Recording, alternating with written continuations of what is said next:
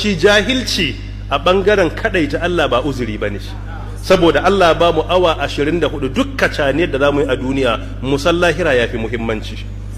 Shi yasa a yanzu an shagalta da al'amarin duniya, wanda suka damu su san addini su bauta Allah sun yi karanci.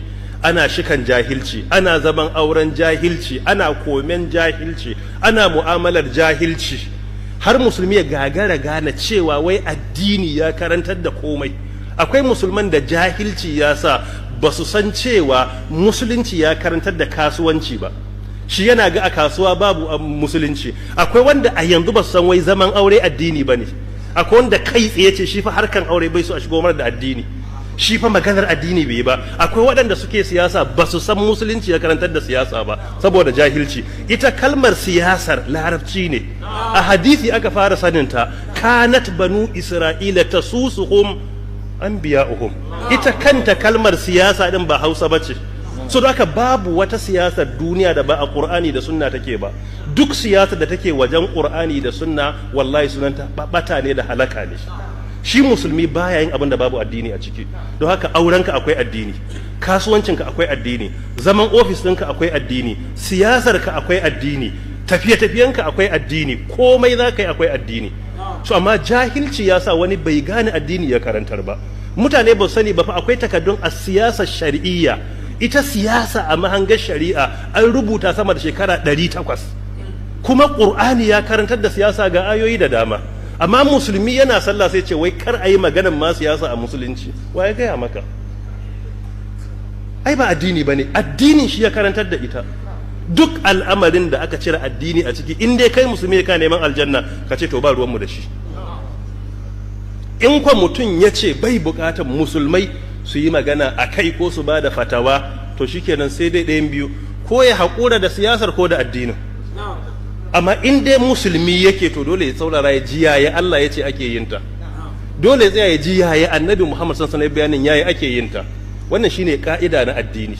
Ba uzuri bane mu rika maganganu na jahilci. A aurenka dole ka amince akwai addini. In auren ya samu tangarda, baka zuwa asibiti wajen wani consultant, baka kuskura ka tafi wani office ka je ka samu wani political scientist, baka yi. Ina kake zuwa? Masallaci kake zuwa ka samu akar makalla muna da tambaya. Saboda me? Saboda su malaman su ne makanikan aurenka. In ba haka ba sai ka je ka zauna auren ya lalace baka sani ba, kana sabon Allah. To yadda suke gyara maka aure, su kulla maka, ka zo sallah su koya maka, to haka in kana kasuwa sai ka haƙura ka zo ka tsuguna gaban liman akar makalla a gaya mana yaya kasuwanci yake a musulunci, a gaya maka ina riba take shiga ina ne ba ta shiga. In ka shiga kasuwa da jahilci, a shekara ɗaya da uwar kuɗin da ribar duk sai su zama riba baka sani ba. So haka idan za ka yi sai ka ce yaya ake yin ta a musulunci. Amma in ka kore addini a cikinta, to kuma kenan duk abin da za ka yanzu ya zama sabon Allah. Don duk abin da aka kore addini a cikinsa bai zama addini, bai zama mu'amala, zama sabon Allah. So da haka mu fahimci addini na hakika, ba da zafin kai ake addini ba, da ilimi ake yi. Kuma in kai musulmi na kwarai ne, duk abin da aka kore addini a cika ce a mu babu ruwanmu a ciki. Mu duk abin da muke muna yi don addini ne. In muka same ka a kasuwa kana zaune ka ce kana yi ne bisa ga tsarin Allah, don haka a cikin ribar ka akwai haƙƙin musulunci, za ka cire zakka, za ka taimaki mabukata. In an same ka a ofis a zaune kana yi wa addinin ka ribaɗi ne, ta wurin ka ba za a kawo musulunci hari a cuce shi ba, kai defender ne, kana defending addini, ba a yarda a cuci addinin ka ta wurin. Kuma ka yi demonstrating karantarwar musulunci na adalci. Wannan shine a rayuwa kenan. Amma in muka ce